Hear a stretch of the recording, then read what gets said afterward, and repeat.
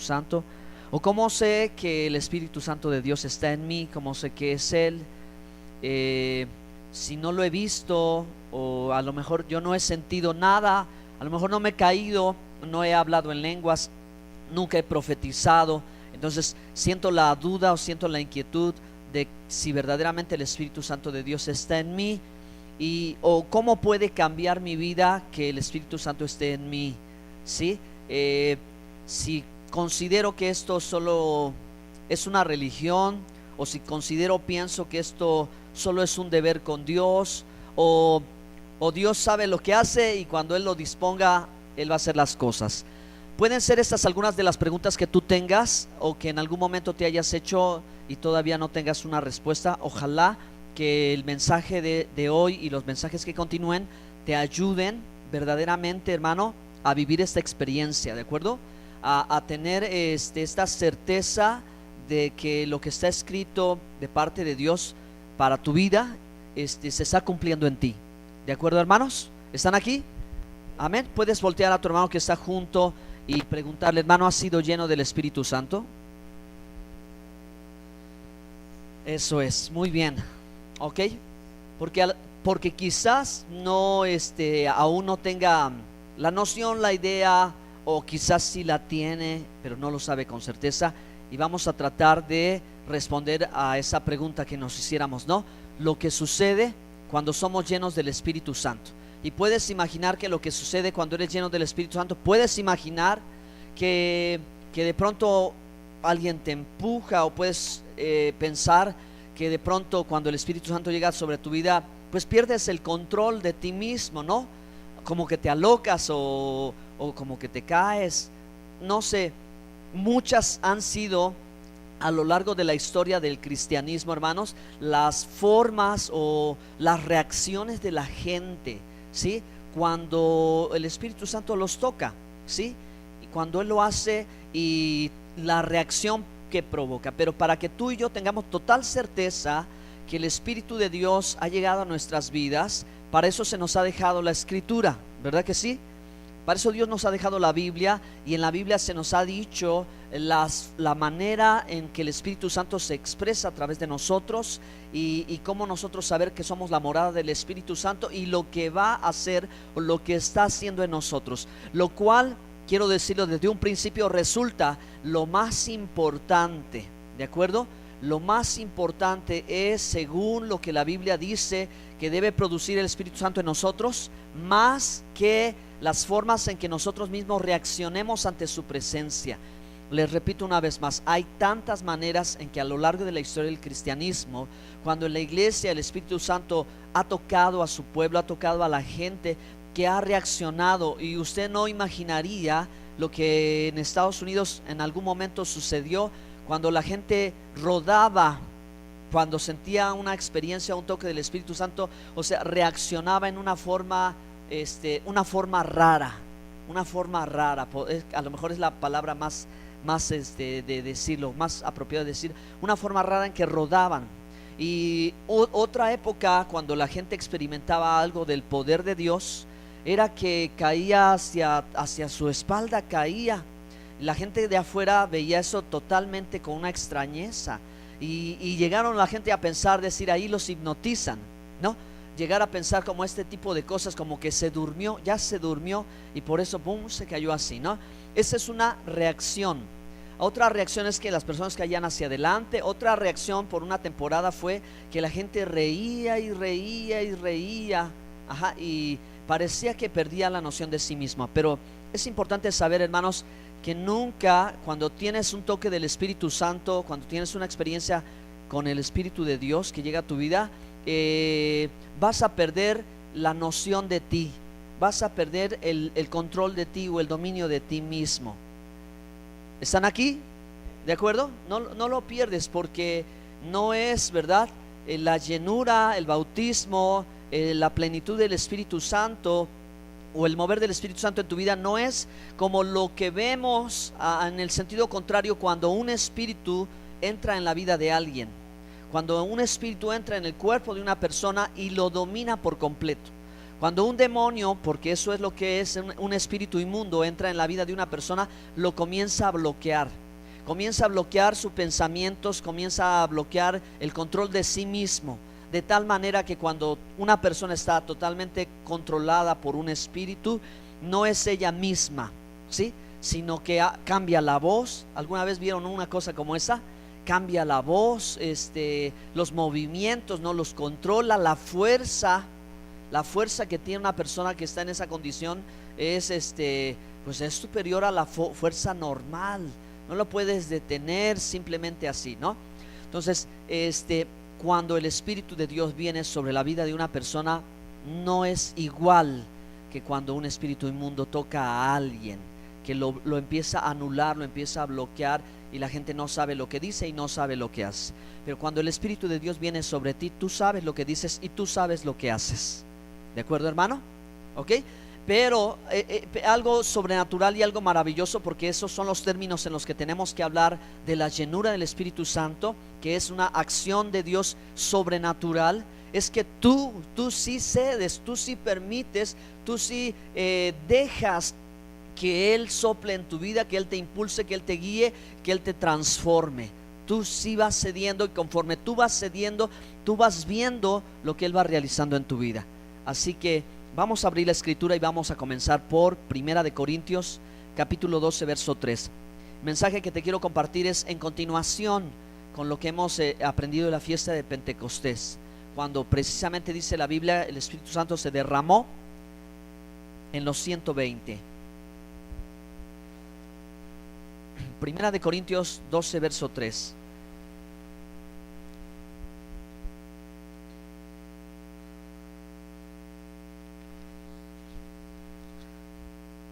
Dice la Biblia, dice lo siguiente: por tanto, os hago saber que nadie que hable por el Espíritu de Dios llama anatema a Jesús, y nadie puede llamar a Jesús Señor sino por el Espíritu Santo.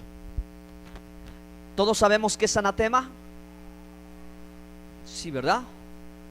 Anatema es decirle maldito o maldecir.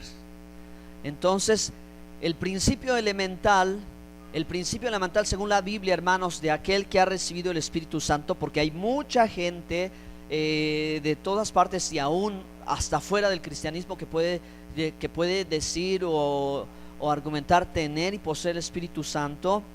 El principio es confesar a Jesús, ¿sí? Llamar a Jesús Señor Jesús.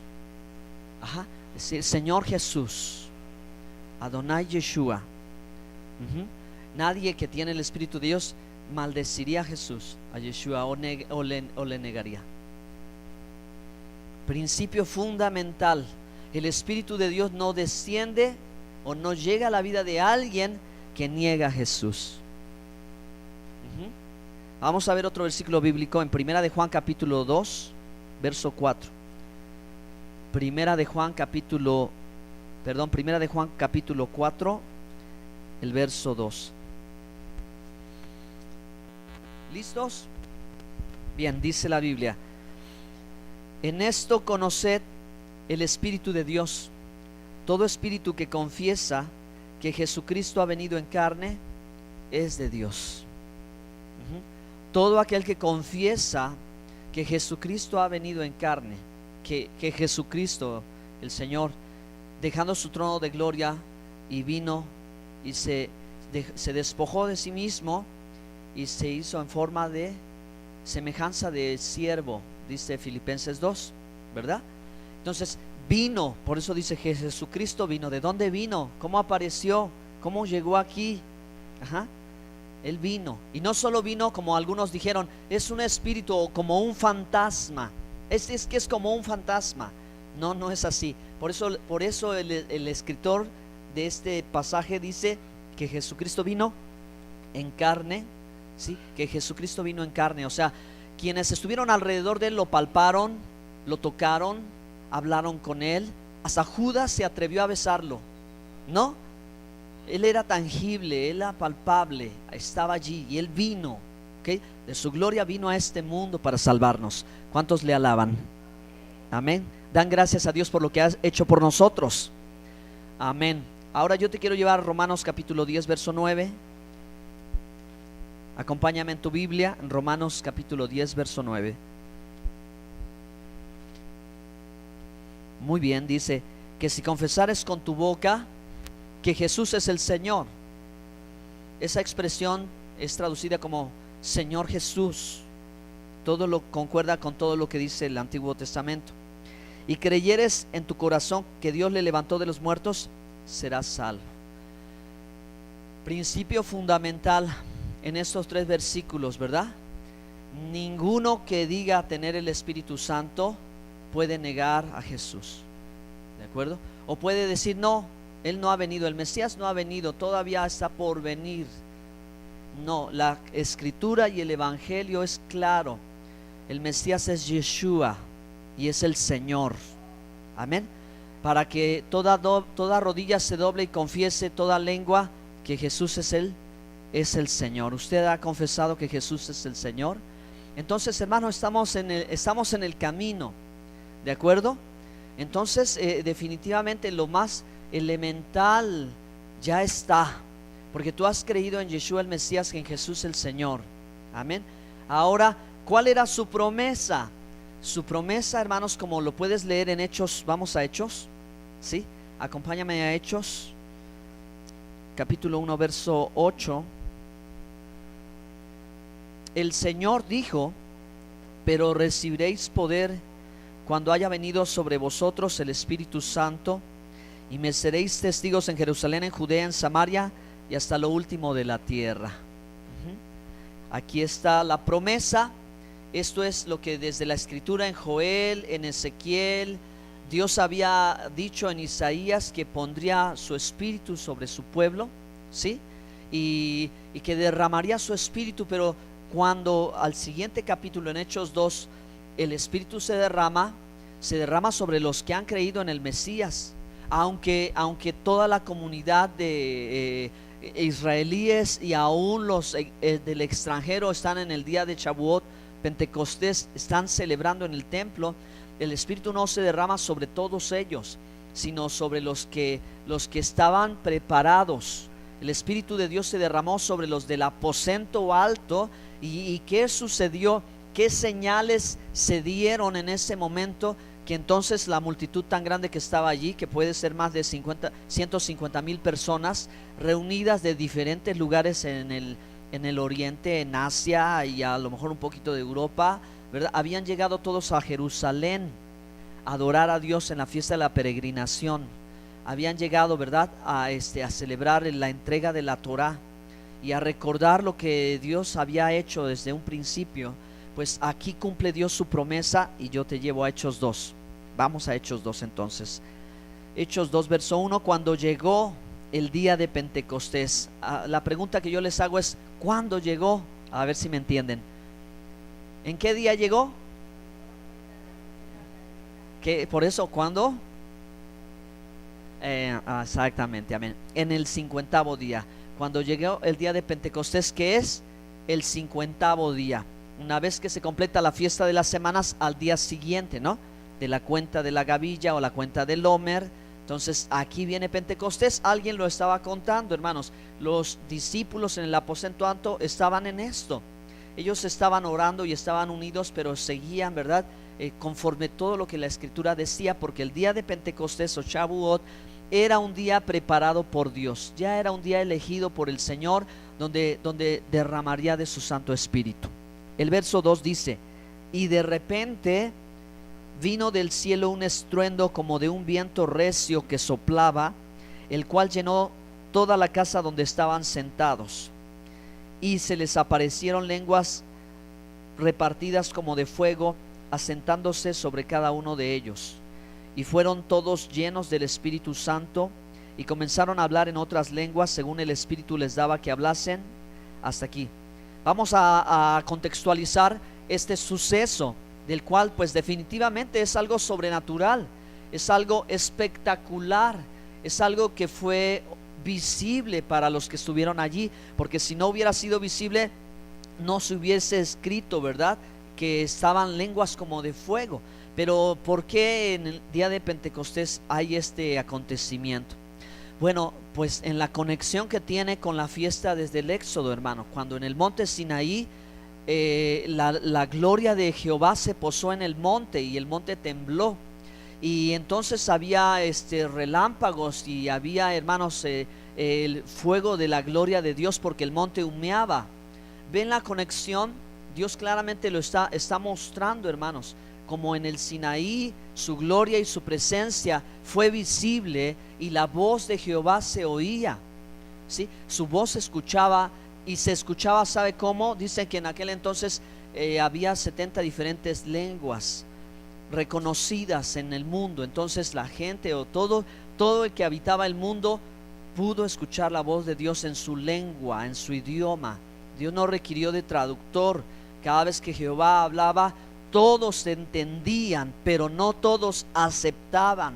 No todos dijeron sí, sí queremos, amén, que sea así. Sino hubo quien rechazó la palabra, que rechazó lo que escuchaba, y se llenaron de temor en aquel lugar. Entonces esto es el contexto del momento en que el Espíritu de Dios está descendiendo con ellos con estas señales. ¿Sí, hermanos? Está descendiendo con estas señales, y cuando ellos comienzan a hablar en otras lenguas, que la Escritura nos dice que eran los idiomas de las gentes que estaban alrededor de ellos, se sorprendieron porque esto fue un suceso sobrenatural. Vamos a leer ahora sí el verso 5. Moraban entonces en Jerusalén judíos, varones piadosos de todas las naciones bajo el cielo. Se dan cuenta porque en Pentecostés debían de venir a Jerusalén en la fiesta de la peregrinación, o sea, llegar allí a ese lugar a adorar al Señor. Estaban de todos los lugares, porque no solo los judíos vivían en Jerusalén o en la tierra de Israel, sino había comunidades de siglos atrás que vivían en el extranjero, pero que ya no hablaban el hebreo, ya no hablaban la lengua natural de ellos, ya hablaban en otros idiomas por haber nacido en otros pueblos y en otras culturas. Entonces dice el verso 6: y hecho este estruendo se juntó la multitud y estaban confusos, porque cada uno les oía hablar en su propia lengua.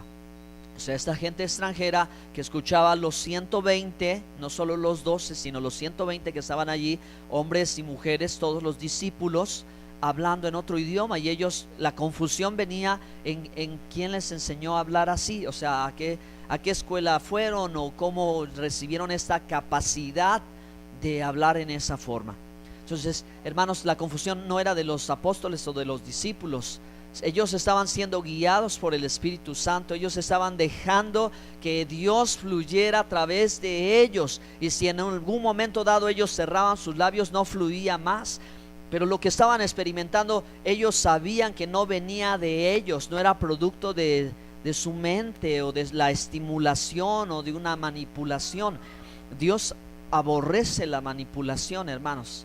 A Dios no le gusta que se piense manipular. Él jamás ha querido manipular a nadie, y ninguno debería de manipular o de tratar de manipular a otro. ¿Están de acuerdo conmigo?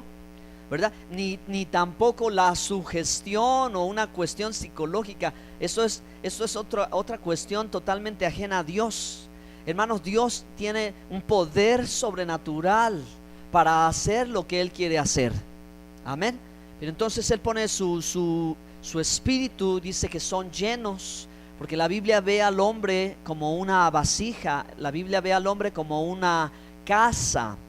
Y hermanos, entonces lo que Dios desde la antigüedad había anhelado, morar entre los hombres, se cumple. Por eso entendemos que Jesús vive dentro de nosotros. Su espíritu está dentro de nosotros, y hemos sido hechos la habitación de su espíritu. Somos la casa de Dios ahora, porque Dios no habita en templos hechos de manos de hombre. Levante su mano y alabe al Señor. Hermano, yo le doy gracias a Dios porque yo me sigo sorprendiendo cada vez más de lo que Dios hace en nuestras vidas. Yo me sigo sorprendiendo de todo lo que la Escritura dice, porque definitivamente es un asunto sobrenatural.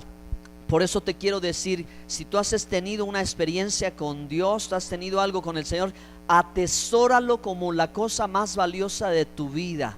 Aprécialo, ámalo, valóralo, cuídalo. Por eso decía el apóstol Pablo: aviva el fuego del don de Dios que está en ti. O sea, no lo dejes que se apague, hermano, porque esto viene de Dios, es sobrenatural y te cambia la vida, te cambia todo quien tú eres y te lleva a otro nivel, hermano. Y yo creo que todos queremos avanzar, todos queremos seguir adelante y todos podemos entender, hermano, que sobre todas las cosas Dios está primero. Amén. Bueno, continúa una lectura más. Dice la escritura aquí, verso 7: y estaban atónitos y maravillados, diciendo: mirad, ¿no son galileos todos estos que hablan? ¿Cómo pues les oímos nosotros hablar cada uno en nuestra lengua en la que hemos nacido? Y aquí viene la lista de algunos de los lenguajes, sino que son todos: pardos, medos, elamitas, y los que habitamos en Mesopotamia, en Judea, en Capadocia, en el Ponto y en Asia, en Frigia y Panfilia, en Egipto y en las regiones de África, más allá de Cirene, y romanos aquí residentes, tanto judíos como prosélitos, cretenses y árabes, les oímos hablar en nuestras lenguas las maravillas de Dios. Y estaban atónitos todos y perplejos, diciéndose unos a otros: ¿qué quiere decir esto? Significa que, hagamos una pausa, significa que aún a pesar de que entre toda esa multitud de gente había un conocimiento valiosísimo de las fiestas bíblicas, y ellos sabían que era el día de Pentecostés, y fueron a la peregrinación, a aquel lugar en el templo, y estuvieron allí, hermanos, desconocían este aspecto, desconocían este asunto de Dios. Y es que en verdad las cosas muchas veces son así. Podemos llegar a suponer que hemos conseguido un conocimiento y que hemos tenido una noción, y muchas veces nos equivocamos cuando suponemos que ya lo sabemos, como por ejemplo puede suceder en este momento, queridos hermanos. Suponemos que ya sabemos del Espíritu Santo, suponemos muchas cosas, pero en el supuesto no nos damos cuenta de que hay más que aprender. Entonces yo te digo, hermano, ¿cuándo terminas, por ejemplo, cuándo terminas de encontrar el centro de una cebolla? ¿Cuándo? O sea, ¿cuándo terminan las capas? Cuando quitas una capa y está otra, y entonces quitas otra capa y no puedes decir ya llegué al centro, ¿verdad? Tienes que quitar otra capa y sigues desmembrando las capas de la cebolla hasta que se acabó la cebolla, ¿verdad? Y quitaste.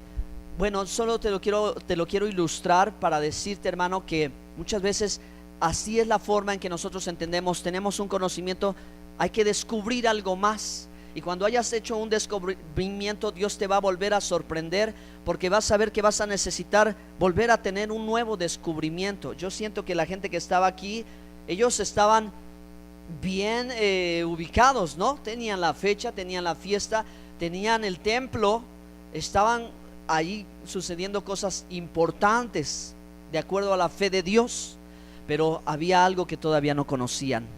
Por eso decían: ¿qué quiere decir esto? Entonces, para nosotros, hermanos, aún, ¿verdad?, tener la celebración de Pentecostés sin el Espíritu Santo sería como que algo nos falta. Sería como que algo que Dios nos ha dado nos hace falta, y eso es el Espíritu Santo. Así que dele a Dios un aplauso de alabanza por lo que Él ya ha dado. Bueno, vamos al verso 13. Mas otros, burlándose, decían: están llenos de mosto.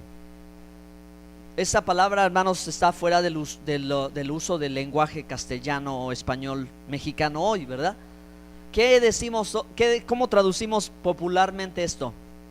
Estos están borrachos. Apenas es el mediodía y ya, qué bárbaros, no se miden, ¿no? Miren el verso 14. No, quedémonos en el verso 13 todavía. Porque dice, ¿verdad?, llenos de mosto.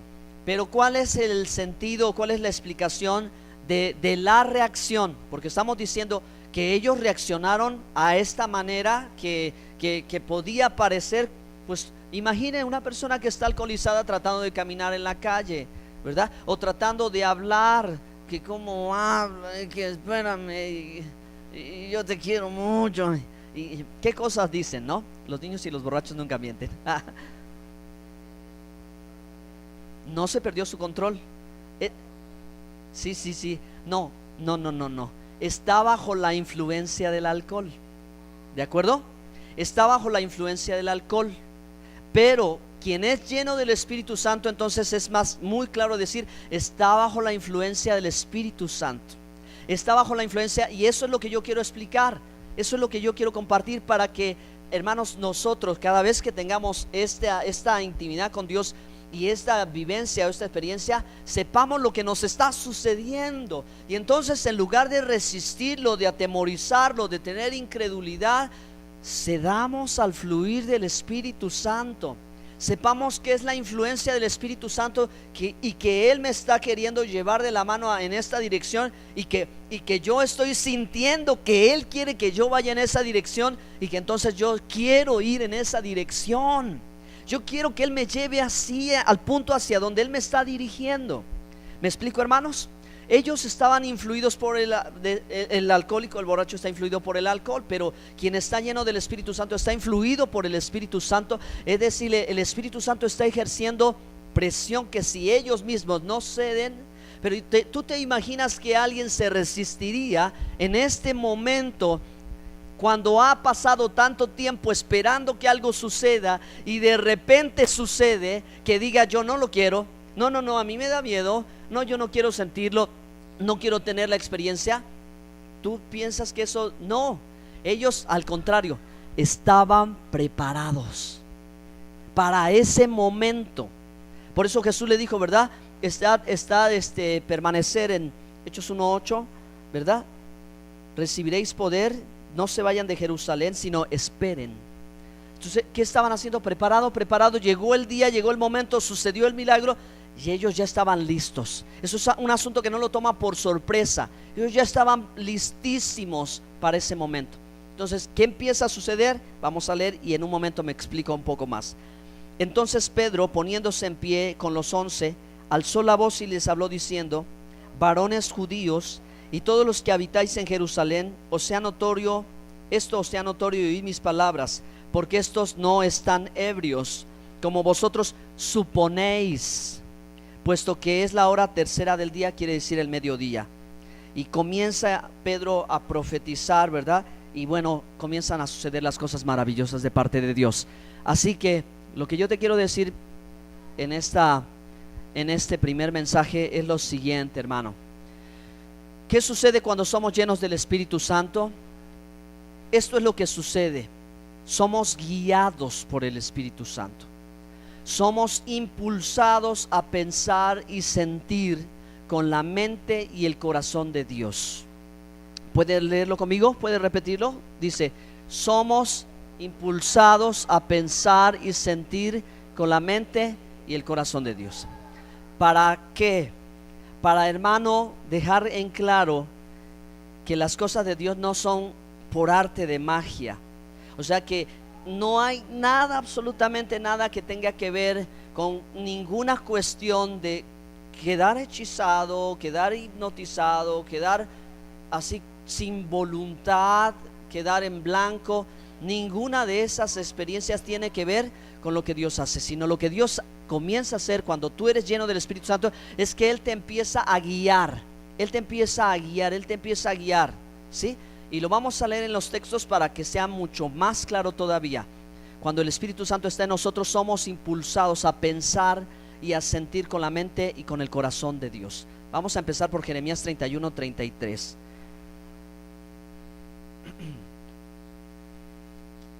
Esto es lo que está prometido. Y esto, hermanos amados, es además de, ¿verdad? ¿Cómo puedo decirles?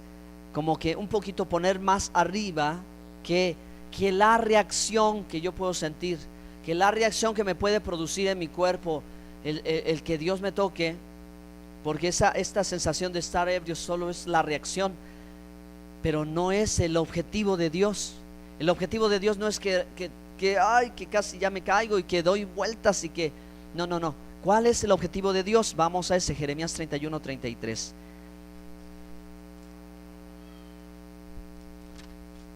dice la Biblia: pero este es el pacto que haré con la casa de Israel después de aquellos días, dice Jehová.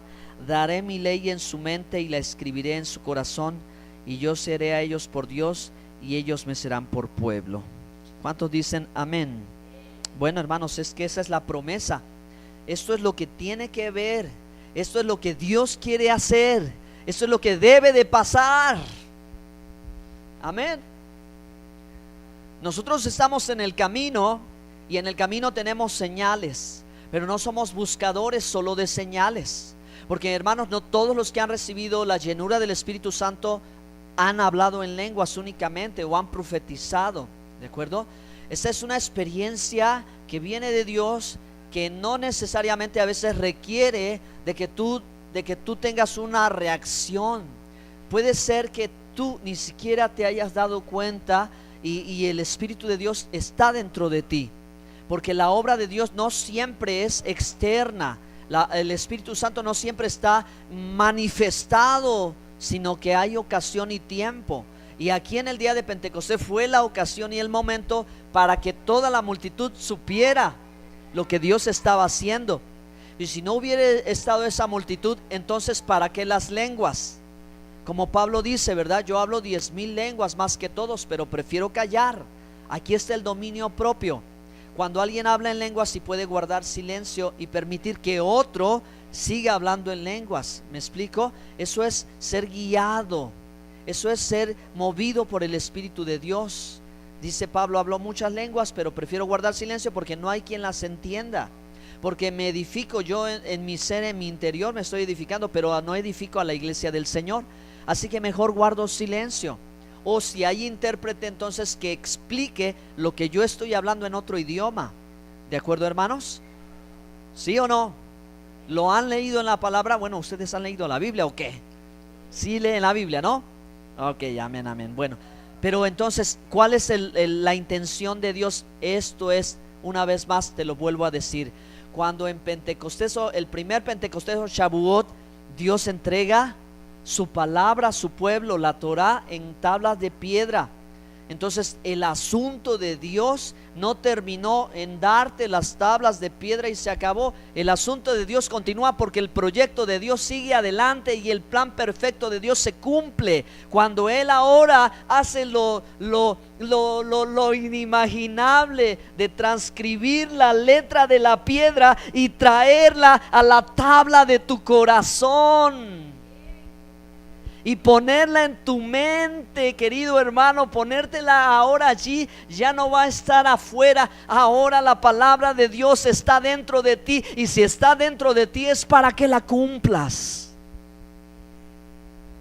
¿Qué quiere Dios al darnos el Espíritu Santo? ¿Qué quiere el Señor al darnos el Espíritu Santo, hermano? Que nosotros sintamos con su corazón, tengamos la mente de Cristo. Amén. Poseamos la mente de Dios, los pensamientos de Dios. ¿Dicen amén? Muy bien, vamos a Juan 16, verso 13.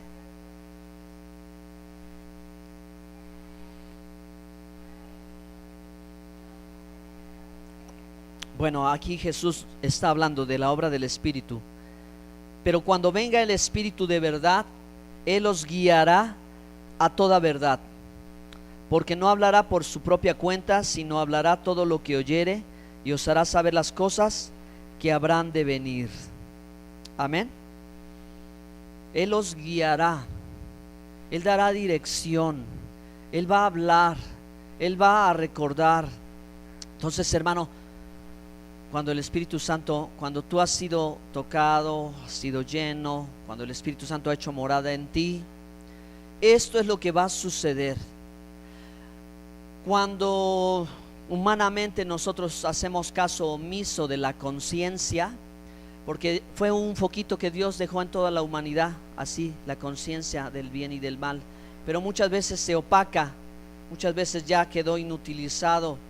Pero Dios ha dado ahora de su Espíritu. ¿Para qué, hermano? De su Espíritu Él te guíe a toda verdad y a toda justicia. ¿Cuántos de ustedes pueden creer lo que así es? Amén. Esto es, hermano, maravilloso. Mira, créele al Señor créele a Dios, créele y pídele siempre que te dé más de su espíritu, que te llene de su espíritu, porque lo que hace Él es sobrenatural. Es sobrenatural. Con el espíritu hay revelación. Con el espíritu de Dios, hermano, hay verdadera, genuina revelación. Te guía toda verdad, toda justicia, de todo asunto, hermano, de tal manera que como los apóstoles después de esta experiencia en Hechos 3, Hechos 4, Hechos 5, ellos ya no hablaron igual, ya no fueron los mismos, ya no se guiaban por lo que veían o por lo que oían. Tenían el discernimiento del Espíritu, tenían el don de Dios, tenían la revelación, tenían recursos sobrenaturales que ellos echaban mano, hermano, y podían confrontar, establecer juicios de Dios, podían profetizar, sanar enfermos, echar fuera los demonios. Hermano amado, Dios no ha cambiado. Él sigue siendo el mismo de ayer, hoy y siempre, pero la iglesia es la que ha cambiado. El pueblo es el que ha cambiado. La gente es la que ha cambiado. Dios puede hacer esto una y otra vez en aquel que cree. ¿Ustedes creen? Muy bien, vamos a leer otro pasaje. Adelante, yo sé que ustedes ya encontraron Juan 14, 26. Seguramente, mas el Consolador, el Espíritu Santo, a quien el Padre enviará en mi nombre, Él os enseñará todas las cosas y os recordará todo lo que os he dicho. Una vez más, ¿verdad? Él enseñará. Necesitamos esa dirección. Entonces, ¿cómo saber que el Espíritu Santo está en mí si yo no me he caído, yo no he temblado, yo no he gritado, yo no he reído, yo no he llorado? ¿Cómo saberlo? Aquí está la respuesta. Él te va a guiar, Él te va a enseñar. Bueno, amados, cuando yo me convertí, yo quiero decirles que en mi campo y en mi área emocional, lloré y el Señor me sanó y el Señor me restauró. Y en mi mente el Señor limpió mi mente, lavó mis pensamientos, desarraigó todas las marañas que había en mi cabeza. Yo tenía 20 años, 19 años, 20 años, y yo ya estaba experimentando todo esto. Yo, hermanos, experimenté caerme. Yo he experimentado caerme sin que nadie me empuje. No es por ninguna otra cosa, solo le quiero dar testimonio de que he vivido en el Señor. Sí, he vivido en el Señor esas experiencias. La única que me faltó fue rodar. Esa no rodé, pero sí fui como algo así que me movió todo por completo. Caer adelante, caer atrás, caer de rodillas, hablar en lenguas, profetizar, sentir fuego, calor, sentir frío, temblor, hermanos, sentir de pronto el llorar y quebrantarte y como un río, reír sin parar, y yo decir, yo no quiero detenerme, yo quiero seguir riendo, yo quiero seguir sintiendo esto que estoy sintiendo, que no lo entiendo, pero lo estoy sintiendo y sé que es real, y sé que Dios está haciendo algo en mi vida. Danzar con los ojos cerrados, sin tropezar, hermano, brincar unos saltos como los antiguos pentecostales que saltaban casi hasta el techo. Decían, no sé si exageraban o no, pero era una cosa así, o sea, una reacción, una señal, un algo que dice Dios está pasando y Dios lo está externando. Pero no todo es exterior. Muchas veces hay algo silencioso de Dios. Hay algo allá muy adentro en tu ser que Dios está produciendo, que Dios está haciendo, y que muchas veces pasa desapercibido, pero cuando llega otro momento en la vida de un cristiano, tú te das cuenta entonces que tú estás siendo guiado por el Espíritu Santo. Tú te das cuenta, querido hermano, que Dios es el que te está mostrando, que Él es el que te abre los ojos espirituales, que te está diciendo esto es, tienes que orar, tienes que ir una dirección que puedes tener de Dios tan clara, que Él te puede decir, mira, das vuelta a la esquina y te vas a encontrar a esa persona y vas a decir, eso es una dirección muy clara. ¿Cómo llegar allí? ¿No? cómo llegar allí, que hay veces en que yo no oigo a Dios, no oigo que me hable, no me dice nada. Pues es que Dios todo el tiempo habla, pero ¿sabes qué? A lo mejor tenés los oídos muy tapados.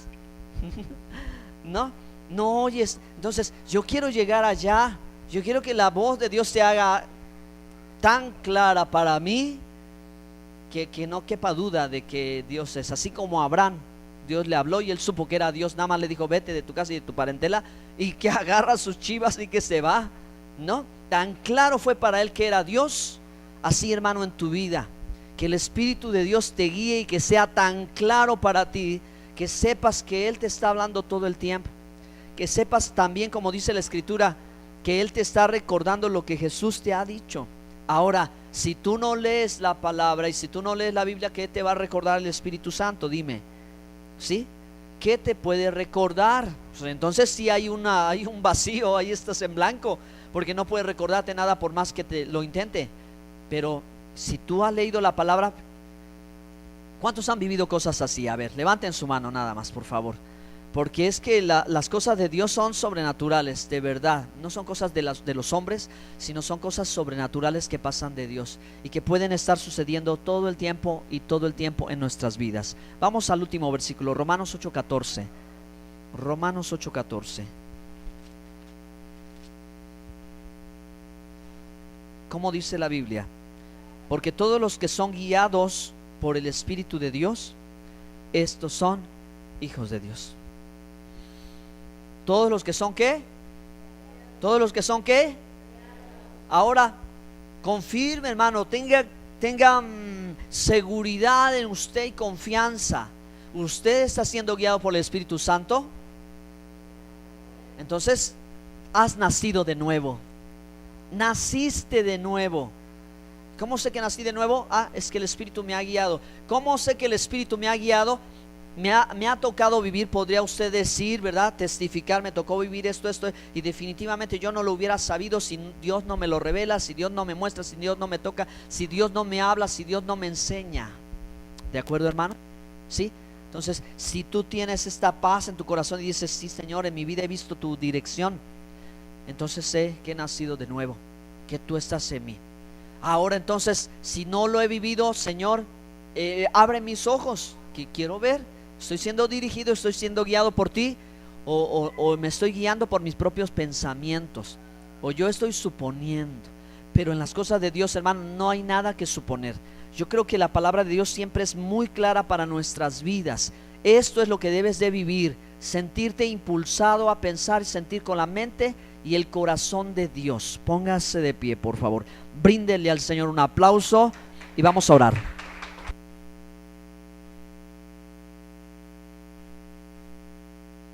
Amén. Bendito sea el Señor. Bueno, pues, Dios maravilloso, queremos más de ti, anhelamos más de ti, tenemos una confianza en tus promesas y en tus palabras, porque sabemos que tu palabra permanece para siempre y tú nunca cambias. Y lo que hiciste, Señor, ayer, también al día de hoy lo puedes hacer y lo sigues haciendo. Por tu misericordia, Señor, por la gracia y por los méritos, Señor, por la fe en Jesucristo nuestro Señor. Y esto no es de nosotros, sino es don de Dios. Por esa fe que hemos sido salvos y por esa confianza, Señor, que tenemos, creemos a tu palabra. Y oramos para que en esta iglesia hayamos y vivamos todos nosotros, Señor Dios, y si alguno no ha experimentado, que le concedas también, Señor,